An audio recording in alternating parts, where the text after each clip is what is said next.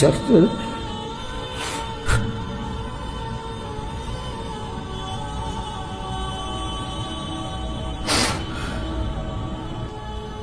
نصیحت د زړه نه چې دا سخته مو تا ته پرته دا ګوره موږ ټولو باندې به دا ورځ راځي په ټولو باندې به دا ورځ راځي موږ ټول نه به دا څه وځي چېرته دې ته سوچ کړی دی چې په څه طریقه به وځي دا ساه چې په بدن کې دومره وخت تېر کړي د دې وطن بیا ګران یې که نه نو دا هغه سخته ورځ موږ ته پرته ده وجاءت سکرة الموت بالحق ذلك ما كنت منه تحید الله وی راغی د مرګ هغه ځنکدن دا هغه ورځ وه چې ته دې تښتېدې او پټېدې تې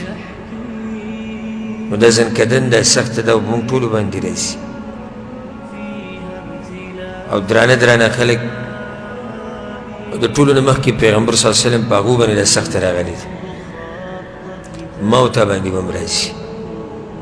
د سوچ خبره دا ده چې آخره خاتمه به زموږ څنګه کېږي په ایمان سره به کېږي د پیغمبر په تابعدارۍ باندې به یو که نه به یو توحید په عقیده باندې به یو که نه به یو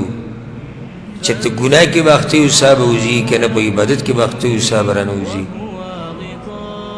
اکسیډنټ به کېږي که څوک به م وژني که څه چل به کېږي ټول د سوچ خبرې دي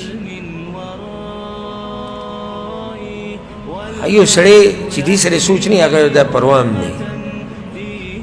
مرګ هسې هم راځي که په مزدورۍ کې راغی او که چا مړه کړو که چا اکسیډنټ وشو که دغه ویسې هم مرګ راځي ده ته نه پته نشته دی سوچ یې دې ته نه کړی چې دا مرګ څه ته وایي مرګ ګوره یوازې دې ته نه وایي چې د بدن نه روح ووتو دې ته مرګ نه وایي یوازې که صرف دا وی نو بیا خو خبره ډېره مزېداره وه که صرف دا وی نو خبره څه وه مزېداره وه که نه وه بیا خو به ډېرو خلکو د مرګ ارمان کوي خو خبره دا ده چې د بدن نه روح وځي او بیا به یې د الله سره ملاقات کېږي په دې سره خبره ګرانه ده په دې ټکي سره خبره ګرانه ده بله مسله د حدیث نه دا راووته چې مؤمن دپاره سخت زنکدن کې هم خیر دی څنګه اوس ګورې یو سړی مري آخري وخت کې الله پې سم تکلیف راوستو نو ګناهونه خو کړي دي هر چا ګناهونه پاک خو پیغمبران دي نو الله پې دا سخت د دې دپاره راولي چې د دې را روانو سختو نه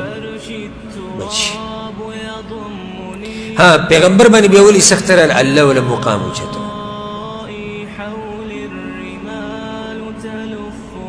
منګه شخصي داسې نیکان خلک پیژنو چې په هغو باندې مرګ سمه سخته تېره شوې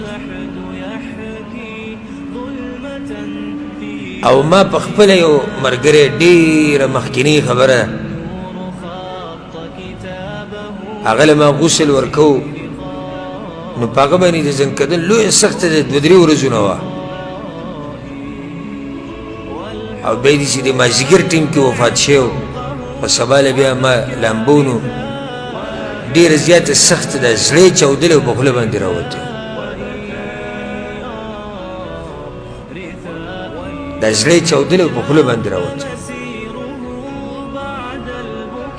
او دومره تکلیف پې و چې دا خپې وله ما کله جدا کولی نو د ډېر تکلیف نه د یوې خپې دا ګټۍ په دې بله خپه کې دننه کړې وه داسې خپې هغه داسې کلکې کړې وې که نه هلته چې زړه چاودي او سوځي د هغو څه تکلیف وي نو هغه خپې په لوی زور بیا موږ د یوه د دې بلې نه راکوزه کړه هغه سړی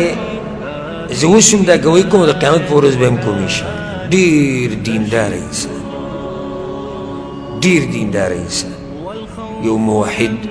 د پیغمبر صلی الله علیه وسلم تابعدار انتهایی په وړه وړه خبره کې به د پیغمبر صلی الله علیه وسلم تابعداري کوله